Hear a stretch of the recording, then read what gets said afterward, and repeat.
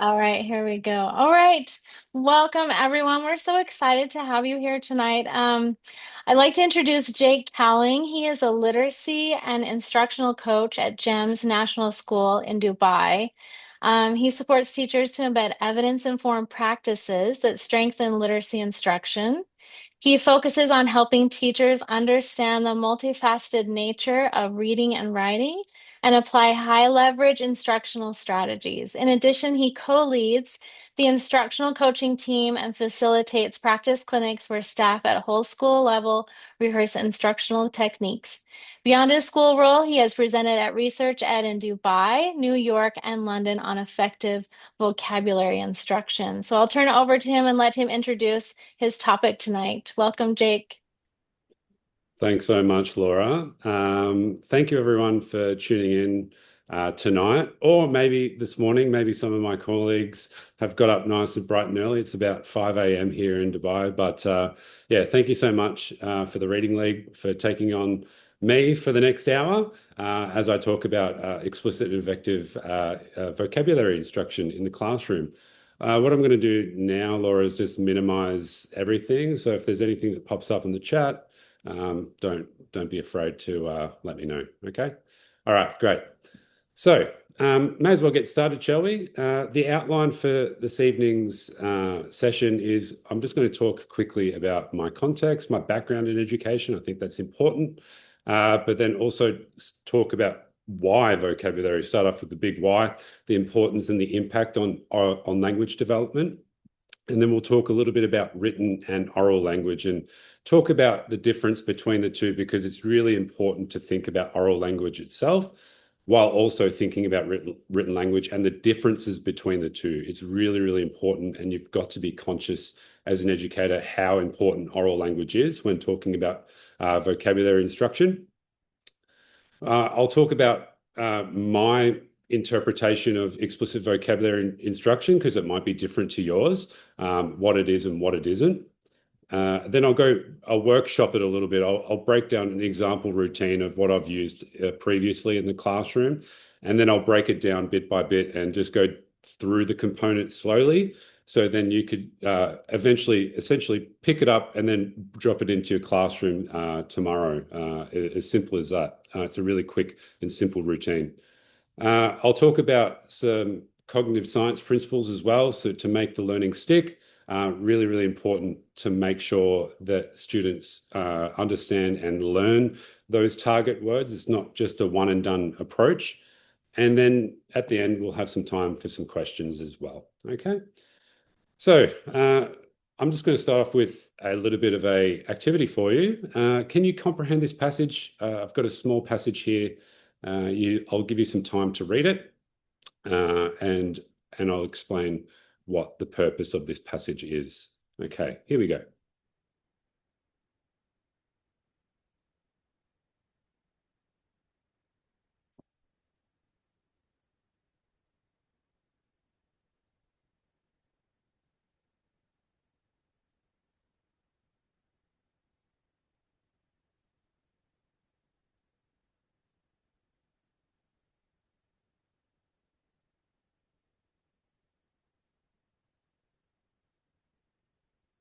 Okay, so you've been given some time to have a look at that passage. Can you comprehend the passage? Can you understand it? Well, there are about 5 words missing out of 100. So it's about 95% of the words are there. But if you did struggle because there are some words missing, well, that would be right, because there are some research, and there's probably uh, a few research papers that go into it, but it's around 95 to 98% of vocabulary is actually needed to be known in order to comprehend text. So really, really important that we think about vocabulary, and we need to bring it to the forefront of our instruction in the classroom, whether it be English or any other subject. So a little bit about my context. Yes, I'm living in Dubai at the moment in the UAE, and I've been here for about 5 years. But I've been mainly in primary education or elementary education for the last 10 years. But essentially the last 5 years has been really important for my growth in terms of education because I've been working in English language learning classrooms or EAL classrooms the past 5 years. And boy, do they have some barriers when it comes to teaching an Australian curriculum or teaching a British curriculum like I have been the past several months. Uh, the language barrier can be quite immense, especially here in the UAE, with Arabic being the first language and then English being the second. So over my time, the last 5 years, I've tried lots and lots of different approaches when it comes to, boosting reading comprehension scores or increasing reading comprehension in my classrooms. And vocabulary has been one of my quick wins. And that's why I'm so passionate about it. And I like to talk about it because it is a quick win for an educator to implement quickly into the classroom. It's time efficient. It has a high impact, and there's also research to go and to back that up, which we'll talk about in a moment. So essentially, my journey into the science of reading, though, however, probably only started a couple of years ago. And it started with this reading rope model that you may be familiar with. And I'll just give you a little bit of time to have a look at it there.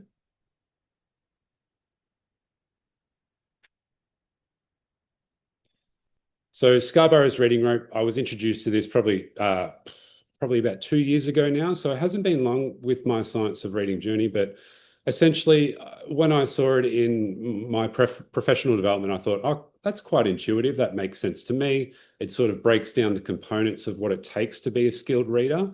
But it also got me interested in what other reading models are there, and what I wanted to sort of, break down a little bit of the research behind it as well. Why is it these key structures within these two components, language comprehension and word recognition, that make such a difference, that make those skilled readers? It led me to another reading model, which is more recent. And I like to think, like I've heard before in research, research moves on. I think Scarborough's reading rope was 2001. And just like medical research, there's new and improved ways to heal the body. And just like reading research, it's much the same. There are new and improved ways to improve reading comprehension. So this is a new reading model, or most recent reading model, as recent as 4 years ago from Duke and Cartwright, and it's the active view of reading. It's pretty similar it builds off the Scarborough's reading rope, but there are a few fundamental differences. That being in the middle there, that purple section, which is the bridging processes, which recognizes that there is an overlap between word recognition and language comprehension. And that's where vocabulary knowledge comes into play. And so I looked at this research paper, I looked at the effect sizes, not knowing too much about academic research, but knowing that enough that the larger the effect size, the larger the impact on the intervention study. And so I saw that vocabulary knowledge was sitting in there. But then also 2 years ago at my other school that I was working at, we started with our science of reading journey at a whole school approach by introducing morphology instruction, which in its own is its own type of vocabulary instruction, but it was systematic and it had its own sort of curriculum. So you could, I think it's been called advanced phonics in the past. So we use that for some other vocabulary instruction, but for morphology instruction explicitly. But then also we focused on oral reading fluency. And back then, a couple of years ago, I was thinking to myself, oh, what else can I have leverage from this research to implement into my classrooms? Because I was doing both of those along with the whole school. I was thinking, okay, what else can I do? And so vocabulary, I looked into the evaluation of this paper, where these effect sizes come from. And you can have a look at it there. There's lots of numbers there appear on your screen, but essentially I'll just draw your attention to vocabulary, which is in the bridging processes, and the effect size that it has. Clearly the largest, or one of the largest out of all the effect sizes there. So for striving readers as well. So for students below grade level, which essentially was pretty much most, if not all, my cohort of my class, considering they were English language learners. So that stopped me in my tracks in terms of looking at research papers. I'm an average Joe. I'm just a teacher. I'm not an academic at all. Don't let the glasses fool you. So I went back straight into the classroom, thought about some books that I could read that were quite popular at the moment that I've come across in professional development. And they are these two. These two are super duper awesome in terms of not just vocabulary instruction, but also explicit instruction. Anita Archer, she's the main guru with I do, we do, you do, and all those other catchphrases, but then also bringing words to life. If I am to recommend any sort of books, it's these two, and it's pretty much the influence from these two books that brought about this presentation today and what I've done in the classroom. So within these books, they had some great talking points, and I'm going to go through them now, and I'm just going to bring them up on screen about why we should focus on vocabulary, and I'll give you some time to read that.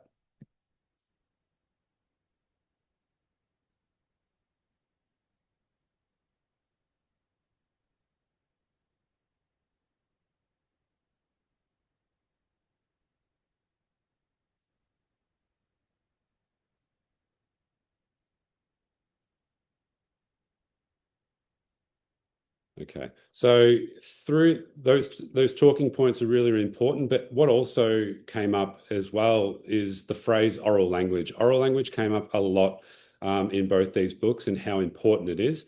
So I really want to talk about that today because it was profound when I went into my classroom or my English language learning classroom and knowing that it does have a huge impact. So oral language essentially has three key features, and those key features being the first one, a shared physical environment. So when the speaker and the listener are talking to each other, generally there's always a shared physical environment they can use to bolster or help understand the words that they speak. But then also when we speak, we also use body language and gestures to help build comprehension of words that we speak. And then also intonation, the way that we use our voice, high pitch, low pitch, high volume, low volume, et cetera, et cetera. So those three key features are really, really important. And I like to think of them in terms of my own experience as a language learner. My wife's Brazilian, and so I'm learning some Portuguese. And so there's been times where she's may have talked to me in Portuguese, and I've had to sort of pick up over multiple exposures to that Portuguese and sort of learn haphazardly some key phrases. There's been times where like I've gone to the laundry, and the laundry basket there's been clothes on the floor that may have fallen out. Not my fault. But then she's gone and said, "Oh, sua roupas, Jake, aqui, por quê?" And that's maybe happened a couple of times as well. And then I've come to realize that, oh, okay, your clothes, Jake, here, here, and here. Why? And so I've sort of thought about that in terms of those three key features. And I'm thinking, okay, well, there was a shared physical environment, me, her, and the laundry basket and the clothes on the floor. There was body language and gestures. You could imagine the sort of gestures that were coming, and then sort of the body language, but then also the intonation as well. And so that those multiple exposures, but also those key features of oral language really helped me pick up my Portuguese over time. But then to contrast that with written language, let's think about that for a moment.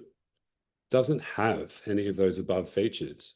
And they're so rich. And then also with written language, well, students need the skill of decoding to access, which is actually just another barrier as well. So huge difference between oral language. We need to be oral language conscious when teaching new words or teaching anything essentially in our classroom. They're really, really helpful scaffolds. I just want to quickly go over types of vocabulary acquisition because I am sort of honing in on one type of vocabulary or one vocabulary technique, but there are different types. There's incidental word learning, so rich oral language experiences. So having those talks in your classroom where vocabulary can arise. Wide reading, so some independent reading, voracious reading.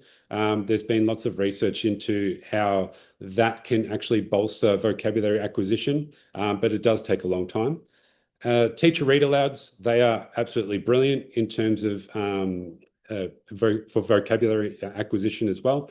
But then there's also intentional word learning, which is what I'm focusing on today, which is just specific word instruction. So for one word, instruction for that, quick and sharp, impactful onto the next part of your lesson.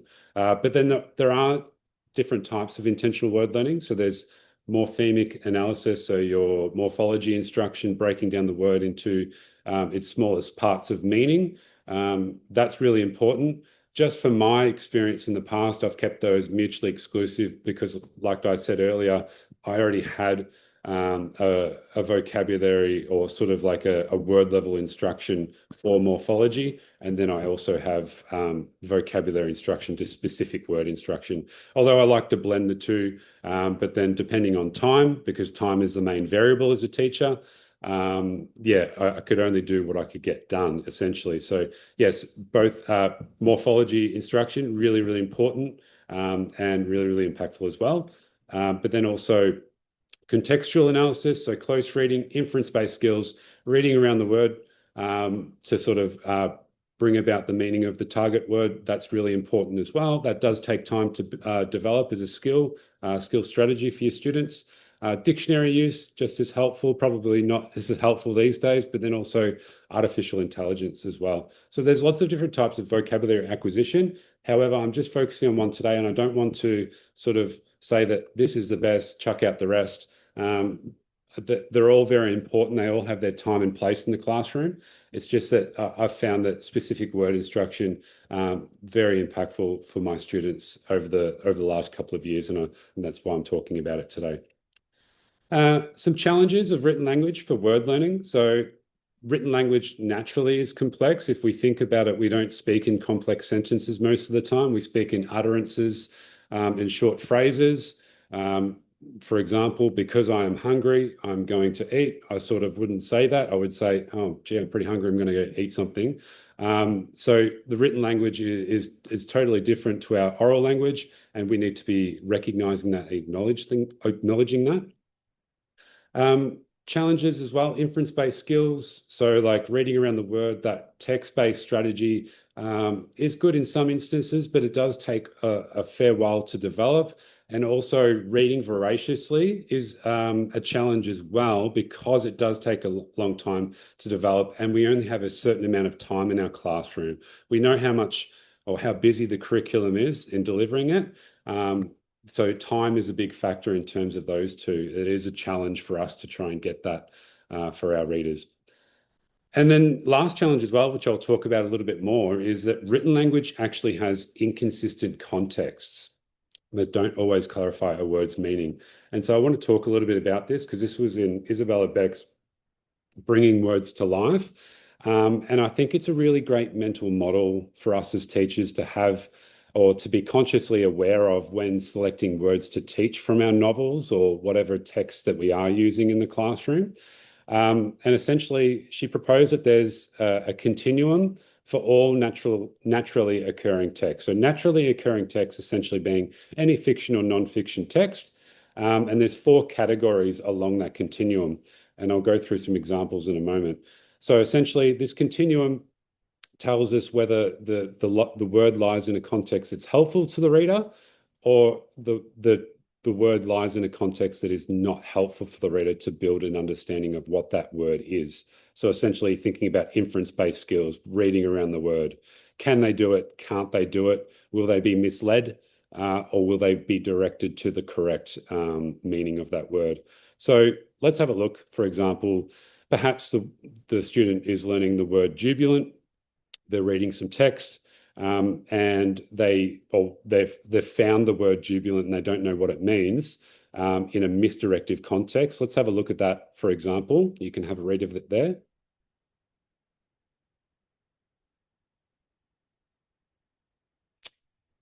So as you read that, pouring rain usually has a negative connotation. So when that student for that unknown word jubilant may think it has a negative connotation as well. So essentially, it's misdirecting that student to the wrong meaning of that word. Then moving on to the non-directive category of the continuum, you can have a read of that there.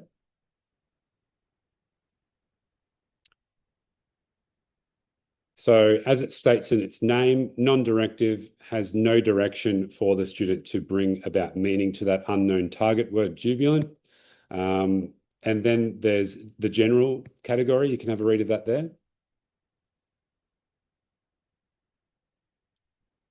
So if the student were to come across this word in this context, they're sort of getting an understanding that, okay, the word jubilant means something good, something positive, but doesn't give an exact written expression of what it means or a definition. And then we've got our directive context, which does occur in naturally occurring text, but also in our instructional worksheets most of the time. If you've ever taught inference-based skills, which I'm sure everyone has, they would be using directive context, which is actually quite interesting because then we're going to naturally occurring text where it actually doesn't happen all the time. But you can have a read of that there. So, and what makes that a directive context for jubilant, her face beamed with joy, cheering, is actually a definitional phrase of that word. So that student would be able to correctly come across the correct meaning of that word. Uh, so essentially what Beck and others did, they did a continuum study on this just to solidify that it actually is true. Adults were given a story in obscured target words like we did just at the start of the session. Adults were used to obviously eliminate decoding as a variable, and then unknown words were already tested for and part of their vocabulary repertoires.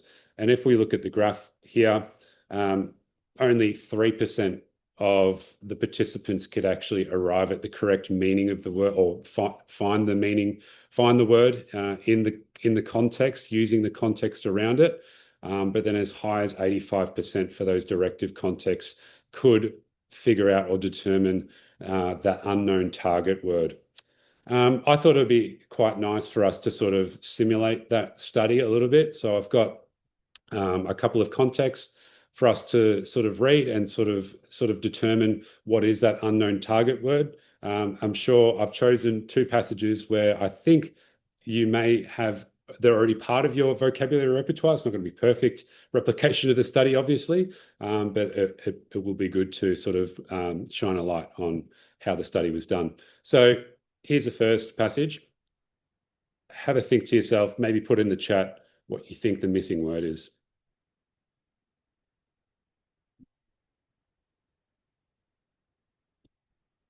Oop. Sorry, I just clicked the. I'll just move on there because I just did give it away. But essentially, if you weren't thinking dire, that would be correct, probably because there's no context around the word to actually help you arrive at that meaning of that word or that word especially.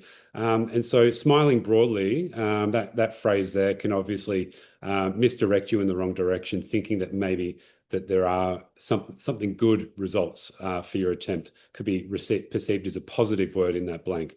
I'll try not to spoil the next one, but here's the next one.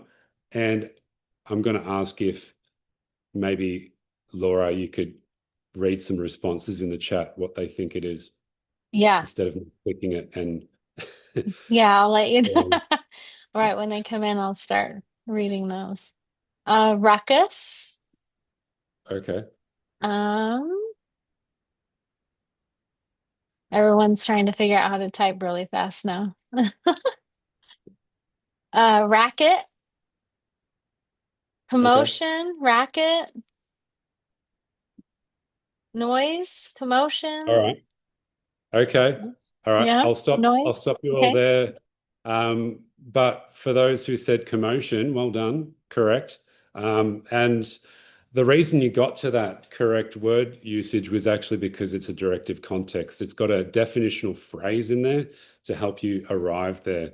So if we think about this continuum, essentially incidental word learning takes a long time because of this, because there's misdirective context, because students learn the wrong definition of the word, and then obviously unlearning it takes a long time. We know the research into that. But it also helps us decide what words to teach. You've got a tier two word or tier three word in a misdirective context, as you've looked in the book, probably best to take it out and teach it explicitly. And so directive context guides students to an accurate meaning. So those directive contexts are in naturally occurring text, but we want to use them all of the time to get a correct usage of the word from our students in vocabulary instruction.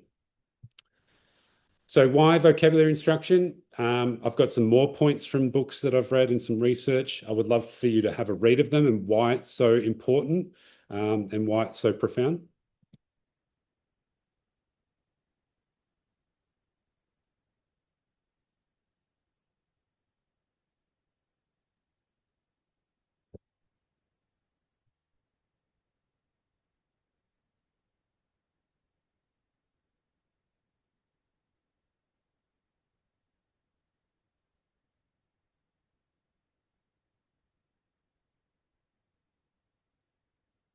So some of you may have come across this research before, but really, really important when thinking about explicit vocabulary instruction. It has got the research to sort of back it up as to how impactful it is. What isn't explicit vocabulary instruction, though? It's not chalk and talk. It's not writing the definition on the board and talking and going over it again and again and again. It's definitely not that. It's definitely not drill and kill, giving multiple words and definitions and getting them to write the definitions over and over and over again. It's not being a facilitator and a guide on the side. Oh, what do you think this word means? It's definitely not that. And it's definitely not coming up with creative ways to find the word meaning and give answers later. It's giving the answer straight away so students can derive the correct meaning. So what is explicit vocabulary instruction? I've sort of come up with this own sort of definition myself of what I think it is. I'll give you some time to have a read of it.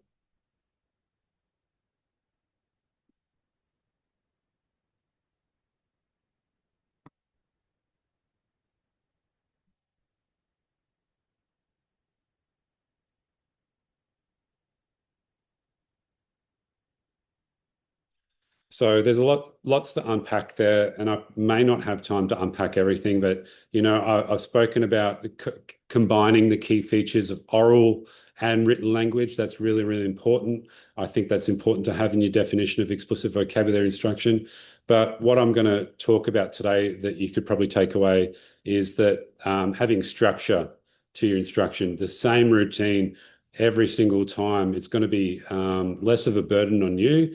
You're going to be less easily confused when teaching new words. You're going to have the same routine. You're going to be short and sharp and quick, but then also lower your cognitive load when teaching as well. So essentially, the structure to the routine, it's from Archer's explicit instruction book. I have not changed anything from this, maybe added to it, but I have not taken anything away from her instructional routine. And essentially, it's introduce the word, introduce the meaning of the word, introduce examples and non-examples, really, really important step, and then check for understanding through more examples and other retrieval questions.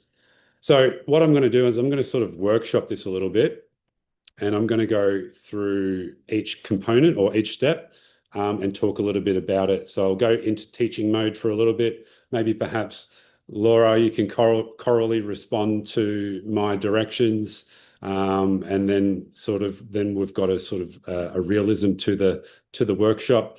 But essentially, the first step is introduce the word, and we're providing correct pronunciation and breaking the word into syllables. And I found this especially important for my English language learning class because if I wasn't doing this, students would most often, if it was more than 2 or 3 syllables, they would be mumbling it. So it's obviously a scaffold, but we need to do this to start with, and then explain the words part of speech. from what context it's taken out of from. So if the word was taken out from for a book from Matilda and it's used as an adjective in that chapter, we want to say it's an adjective and then return to that story context straight away, because essentially this routine, you want to pre-teach the words before your novel, pre-teach the words before your lesson. And so it's always an instruction for the rest of your lesson. Uh, I've also got these sort of engagement norms. I just need to explain before I go into the sort of teaching mode, the teaching slide. And this is what they all mean. So essentially, these have taken from John Hollingsworth, Explicit Direct Instruction. He sort of came up with these. I would say that he's come up with these a while ago, but essentially they're used everywhere now. But turn into a cold call, mini whiteboards in your notebook, tracking the board, chorally respond. I have these posted on the screen for the students so they know what's coming or what they're expected to do in the lesson. But then also I've got the amount of effort required as well. Just something helpful for myself when organizing retrieval slides, knowing that I need to probably boost up the challenge as the days go on when I retrieve those words. So I've got different types of effort there as well. Okay, so might as well go into teaching mode. Laura, if you're with me, you can maybe chorally respond Yeah. to my teaching, and then we can go from there. All right. So the word we're learning today, Laura, is monotonous. Say it with me, monotonous. Monotonous. Okay, and let's check for syllables. Put our hand underneath our chin and say the word slowly. Monotonous. Yes. Monotonous. How many syllables? 4. Four. Okay. And monotonous is an adjective. An adjective is a word that describes a person, place, thing, or idea. So monotonous describes what, Laura? A A person, person, place, place, thing, thing, or or idea. idea. Good. Okay. So that's step one, essentially. It's really short and sharp, quick to the point, correct pronunciation, breaking the word into syllables. Then we introduce the meaning of the word. We always provide a student-friendly definition, and I'll talk a little bit more about that. But then also we break the definition into critical attributes and pair each with a gesture to reinforce understanding. This is where our oral language comes into play, and we're being consciously aware of our oral language, and we're intentionally using it and planning for it as well. And then we also introduce some synonyms and antonyms to build connections, just building more connections to prior knowledge. And essentially that's step two. So student-friendly definition, what it is, it's a definition that contains known words to the student. And if we are to know if it's a student-friendly definition or not, it must have a likely expression for the word. So, for example, a word like maintain, a likely expression is keep going, performed, did, fortunate, lucky. So these are likely expressions that students would have for these words. So therefore, we could probably teach these words to our students if they have a likely expression for them. But then also with breaking the definition down is what we need to do next. We also need to know that words can have one or more critical attributes. So it's not always just one critical attribute. It might be two, might be three, might be four. So here's an example, frustrated. This is the definition of frustrated. And here are the critical attributes, very angry and annoyed. Those are the main parts of the definition that makes what that word is, essentially. And then we've got another example, diameter. You can have a read of that definition. When a line passes through the center point of a circle and the endpoints are on the circle, the line is a diameter. So that's quite a lengthy definition, but we've got a line passing through the center point of the circle, endpoints on the circle. Those are the main key ingredients to make that word, essentially. So they're the main chunks of the definition, essentially what the critical attributes are. And we need to be consciously aware of those critical attributes and think to ourselves, okay, what sort of gesture could I use to reinforce each of those critical attributes as I teach them? or as I explain the meaning of the word. And so that's what I'm going to do now with monotonous. I'm going to go back into teaching. All right, Laura, monotonous. It means boring and repetitive. What does monotonous mean? Boring and repetitive. Great. And it also means a flat, unchanging voice.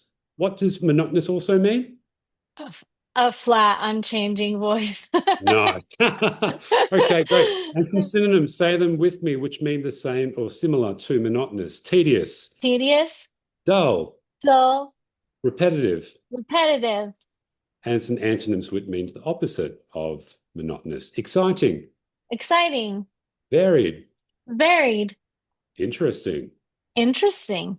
Okay, great. I like And the so that's step intonation. one and two done. All right. So we've broken them up. We've sort of, it depends on the word. If the word's quite complex, it's got multiple critical attributes, maybe I would repeat that definition a few times and just solidify with those gestures. But if the word's got one or two critical attributes, then it's probably not worth going over so much. But then the next part, which is important, is introduce examples and non-examples of the word. And we can use concrete, visual, or verbal examples and non-examples. It doesn't always have to be a PowerPoint slide. And I emphasize this because it might just happen to be your classroom, the shared physical environment, like I talked about with oral language. It may just be enough that you can use in your classroom, maybe the chair or desk or whatever you need to use to use as an example for your word. It might be a verbal example as well. So, and then we're also on the flip side, we also got to bring non-examples, and that is really important as well. We just don't bring out examples, we bring out non-examples because that helps distinguish and help the student hone in on what the word is and what the word isn't. Students really, really need boundaries for what things are and what they aren't, because there are certain elements where students can get confused, they can interfere with other words. And so in knowing what they are, what the words are not, really, really helps with that. We need to make sure that those examples include all the critical attributes, while the non-examples omit all critical attributes or are clearly the opposite in nature. So we need to make sure that we are essentially being captain obvious with our non-examples, but then over time, our non-examples can get a little less captain obvious and maybe have one critical attribute within the non-example, but then sort of have to justify and defend why it isn't a non-example. So the next part of the teaching, I'll break out of teaching here, Laurie. I've given you enough to do there. But essentially, what I would do is I would bring about an example. I would have students chorally read the example with me. I would have the picture to help understand the dialogue, or sorry, the writing there. And I'll bring about multiple examples. It's not just one example, it's multiple examples, because we want to bring about different ways of using that word, which is really, really important. But then also we bring about non-examples as well, and then we can explain why it's a non-example to our students. And this is really quick too. Like, this is just a quick choral read, and it would just be saying, "Oh, this is not an example of monotonous." Because catchy melodies in a song would be the opposite of something that is boring and repetitive. Boring and repetitive, using those gestures as you teach. Another non-example, roller coaster, was monotonous because it has many exciting loops. This is not an example of monotonous because exciting loops on a roller coaster would be the opposite of something that is boring and repetitive. So knowing that a roller coaster is repetitive with many, many loops, but however, it's missing that other critical attribute of boring. It's not boring, a roller coaster. So knowing that there's a difference between the example and the non-example. So essentially, that would be step three. I would introduce examples and non-examples. And then step four is much the same as step three, I would say. The only difference being is that you're sort of handing it over to the student and asking them, hey, is this an example or non-example? And tell me why it is and why it isn't. And so what we do is we just present additional examples and non-examples for the students to analyze. Then we could maybe move on to deep processing questions that sort of require students to justify what they're thinking about. But then also ultimately as well, we want students writing, using the word, especially because that helps with consolidation of knowing or using that word as well. So generate their own examples to demonstrate mastery of that word. What I'm going to do now is just show you a bunch. I've got about 20, I'm not going to show you all, about 20 to 30 check for understanding retrieval slides that I would use over days to sort of go and use space practice and go back and reteach the word or retrieve the word for the students to sort of help them learn it over time. But I wouldn't use these all at once. So this wouldn't all be in one session. But what you saw before would be in one. But what's to come is I wouldn't use all of them at once, is essentially what I'm trying to say. So this would be one retrieval type question I would ask. So say, oh, when I say something that reminds you of monotonous, say monotonous. If not, don't say anything. Present the example, prevent the picture, and then you might cup your ears, say, oh, 3, 2, 1, and then they may say, okay, monotonous.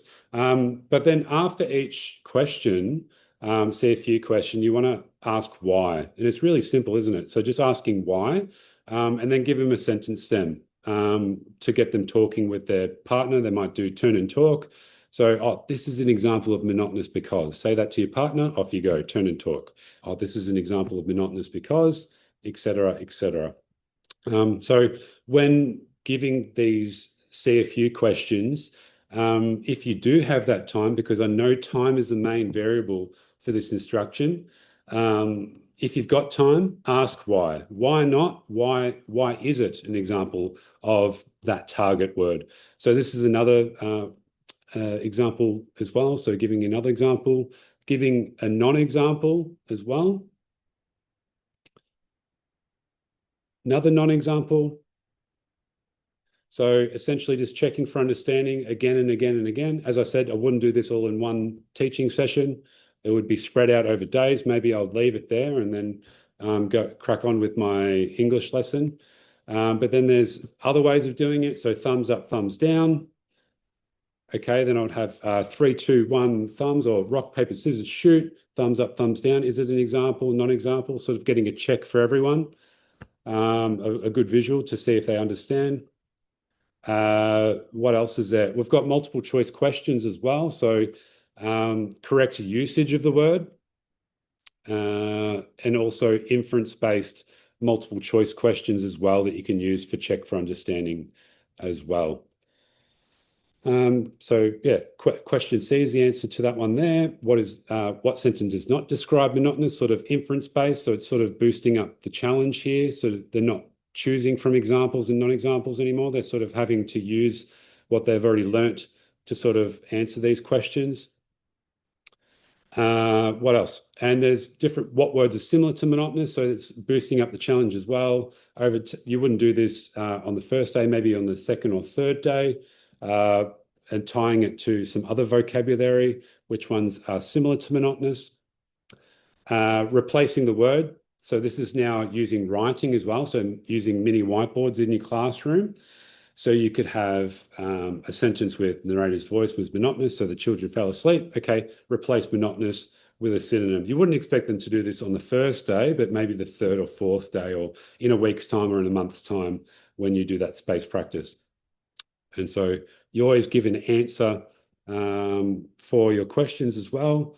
Have them prepared on the slide is what I like to do. Makes it short and sharp and quick. And rephrasing as well. So rephrasing, so swapping, it's the opposite of the other question. Trying to find the phrase and replace it with monotonous. And complete the sentence. You can have that as well. Or finish the sentences. This is from the Writing Revolution. I found this to be quite helpful because, but so. I know this is quite popular as well. That's really helpful to do as well for checking for understanding. So getting them to write these sentences too. And it's always interesting because they come up with their own ideas from their own experiences too. So connecting to what they already know, really, really helpful in attaching that new word to other words and things that they already know. So essentially, that's where all the instructional activities. Sorry, I think I went through them quite quickly. I will have a QR code that I can send out with some examples there later at the end of the session. But essentially, those are from Beck McEwen's Bringing Words to Life. Most of those activities, some are from the Writing Revolution. I've sort of nitpicked from multiple different places of interest to use. And as I said, I've got about 20 to 30 different retrieval slides I can use at any one time. I'll just use a couple on each day just to reteach or retrieve that information of that learnt word over time. So systematic instruction is the next part I want to talk about. I'm sort of been saying it over and over with retrieval and space practice, but essentially it's the cognitive science principles that make this learning stick. And I cannot say this anymore. I can't emphasize it anymore because essentially this is what makes it work. If you don't do this, if you just do the explicit vocabulary instruction on day one and don't revisit it and expected that the students have learnt it, they're going to forget it. They're going to forget the word. It's not going to come back. So essentially what I like to do is plan for my retrieval. So I actually have a spreadsheet, which I'll send to you guys as well. And I plan for each day what word I'm teaching, from what chapter, and what days I'm actually going to retrieve it. So down the bottom here, I've got read teach day one, and then day two, three, and four. I would plan for and know that the next few English lessons, even though that the chapters that we're reading on those days don't have that word anymore, but I know that in order for them to learn it, I need to retrieve it. And I'll use those CFU questions again and again. I might like to reteach it depending on what I found from the check for understanding questions. Maybe the students have forgotten it. There's lots of variables as to how the students learn the word. So making sure that we retrieve it over days is really important. So what I like to do is keep it really simple. So teach day one, retrieve 2, 3, 4, day 2, 3, 4, and then in 1 week's time or 2 weeks' time, and then in a month's time, and that's it. Maybe I'll do it in 6 weeks' time. I'll sort of had it on a rotation. AI has been really helpful for this as well to keep a schedule, but essentially I would just have a spreadsheet and go through it that way. So essentially, meaningful retrieval. That's what we want to do. Actively reconstruct knowledge instead of recalling it. So on day 2, 3, and 4, I'm not telling them what the word means anymore. I'm going to check if they can recall from what they learned from day one. I'm not going to reteach it straight up.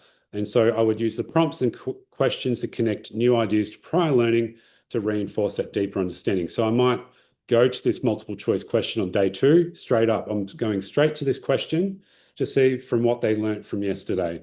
And most of the time it's successful, but if they do bomb out, I'm going back to reteach it really quickly, and then I'm moving on. But then day 3 will become more successful as well for those students. I might do, also as well with reading retrieval is we need to do space and interleave practice.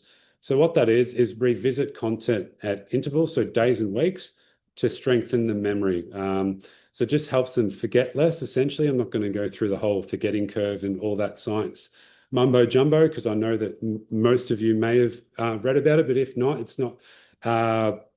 It's just important to know that it's important to retrieve those words over days and weeks with questions. It's not just revisiting it and reteaching it day after day after day. It's retrieving it with questions, and that helps strengthen that memory. And then mix up the multiple question types. So you wouldn't do just examples and non-examples on day 2, 3, and 4 and the next week and the next month. You would have those different question types. So deep processing questions, written questions where they have to write out the answer, or examples and non-examples. You just mix it up over time. And so I might go on 1 week later, I might go through this question and ask, okay, which words are similar to monotonous, and see if they can do it. Or I might do another, this is just another different question. And it's like a sort of a continuum. They write a continuum on their, draw a continuum on their mini whiteboard, and they write an X on the continuum of how disappointed they would feel if their birthday becomes monotonous. And then also again with the follow-up question asking why. Oh, why would it be, why would you be disappointed? And then get them to explain with a turn and talk, what have you. So there's lots of different ways that you can retrieve um, that word. It's not necessarily just reteaching it, as I've said. This is another good one as well. So over the weeks and months, I might come and ask for a associated word. It's not a synonym, but a word that associates with the word, and then give a reason and explanation. So I might just model that for the first time, and then the second time they can do it themselves. But essentially, there's lots of different ways that you can retrieve those words. So essentially, that's most of the session today. I just want to reiterate that you need to be intentional with oral language features when teaching new words. Those gestures, plan for those gestures for that definition that you do teach. I know it is. I've done it in primary most of the time, but I've also done it in secondary with success.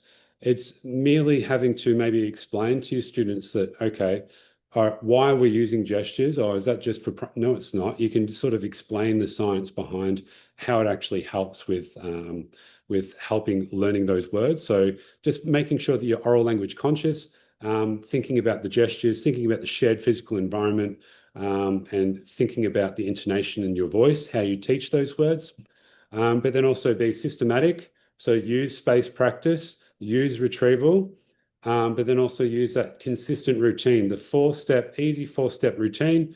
Do it the same every time. What makes it engaging is you, essentially. How you teach the word itself makes the engagement, and also all the other engagement norms. So chorally responding, mini whiteboards, um, and all the other engagement norms as well. Uh, and then, as I said, utilize that spaced retrieval for long-term retention. So then you'll have students come up to you a year later and said, oh, thank you, mister, or thank you, sir. It helped me with my reading today. I remember this word from last year. It's actually happened a couple of times to me. It's really nice to hear from students say that, a year later, they still remember words that I've taught from a particular unit, and they've come up again in their next novel study the year later. So I know that it's had quite an impact. Here's a QR code. Takes you to some resources that I've shown today from my presentation. And I think that is about it. I've just come on just about shy of 1 hour. So thank you very much, everyone, for being with me tonight or this morning, wherever you are. And be oral language conscious with your vocabulary instruction. Thank you. Oh my goodness, thank you so much, Jake. We really appreciate this. This is amazing. So much to take out of this. We do have questions in the chat if you have time, or do you need to head No, out? I have some time. Okay. First, how many words would you teach at once per class? Well, in the past, what worked for me is two a day. And then that would be, I'd work 4 days a week, essentially in my classroom. So that'd be eight words a week. I think in Isabella Beck's book, she mentions the amount of words that you do teach is about, like, if that works out to be about 300 to 400 words per year. And then that works out to be a certain amount of words per over their whole 12 years of schooling. It seems to be a fair chunk of words. I think it's about 15,000 words that a student needs to be fluent in English. So having two a day essentially is the answers to the question, but knowing that it can be enough and will be enough is another question as well. Because I know that from my experience that I've only been able to get two or three done a day. I know the realities of a classroom. You've got so much to teach. And so doing this routine, I would do it mainly with my English lessons, and I would pre-teach two words two or three keywords. But then, as I said, this is why it's important not to recognize all the other facets of vocabulary acquisition. So teaching the strategy of reading around the word, inference-based skills, morphology instruction, incidental word learning as well. So you also need to factor in those other types of instruction as well. So essentially, for this type of instruction, I would say like two words per lesson at most. Okay, wonderful. Thank you. Um, you did talk a little bit about morphology, but would you spend time to teach word structure like mono and Yeah, monotonous? absolutely, absolutely. Like that's why I sort of had to bring about my context at the start of the session because my pathway has been that I've already had that previously in my instruction, so I kept it mutually exclusive. But I know that there's been vocabulary instruction where you would have that in there, have that baked in, and essentially what I would do is, break apart the words of meaning, but I would have to probably I have another presentation on that because essentially what I use is as a scope and sequence curriculum for morphology. So I would have for maybe a week or two work on one root word and then build upon reusing the suffixes and prefixes over time and time again. And then use that for transfer into my vocabulary instruction. But I do have some slides I think I used with this type of instruction as well, but definitely is a big yes. Use morphology instruction within this type of instruction as well. Break down the words. It's just a matter of time. That's the thing. Um, like I felt like I was like the pressures of the curriculum is I think we all know as educators. So um, just having that as well sort of elongates the instruction. It makes it a little bit longer. But if it's worth it, it's worth it. You should do it. Yeah, no, I agree. Um, Vince Bollé is saying we should do this next week, so. Oh, Huh. But maybe we'll just have to catch you at another research ed or something. yeah. No. Yeah. Um, they are asking, and maybe you don't want, and maybe that's in the QR. And you don't have to answer this right away if you're on the spot, but if the slides would be available, Yeah, I so can that I I see can that. hand out the slides definitely. Okay. Um, can you elaborate on your vocabulary paradox, like separation and connections?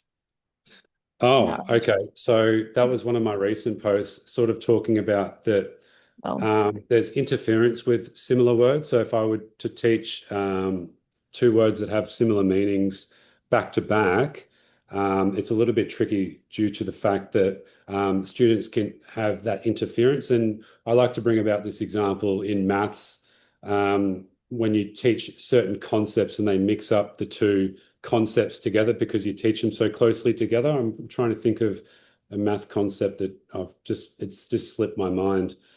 Um, uh, Forgive me, but if you are to teach two similar words together, most of the time the students can mix them up. There's a high chance of mixing up the definitions for those words. So making sure that in your planning and your scoping and your sequencing of your vocabulary over your unit, making sure that you just space out those words that are similar. But if they are similar in terms of morphology, well, then that's rule based. So therefore, if it's like monotonous and monotony, well, then I can teach those together because there's a rule dictating that they have a similar meaning. The only change is the part of speech. But if it's two words that are totally different, they have slightly different nuance in meaning. That's when you want to maybe space those out and not teach those back to back. Hopefully that answers the question. okay, Um, wonderful. Yeah. Well, thank you again so much. I met Jake at Research Ed in New York, and his presentation was amazing. And I immediately went back and started using some of the things he's done. So it's good to have a refresher. This is really, really amazing. And I really appreciate him taking his time. He is at 5 a.m. in the morning or 6 now. It's, yeah, he's really early in the morning. So I appreciate that he got up early to do this for us. So thank you again so much. No problem. No problem. Thank you very much for having me. It's been a blast. Yeah. Yeah. Um, I'm gonna end the recording, but if you would like a recording of this,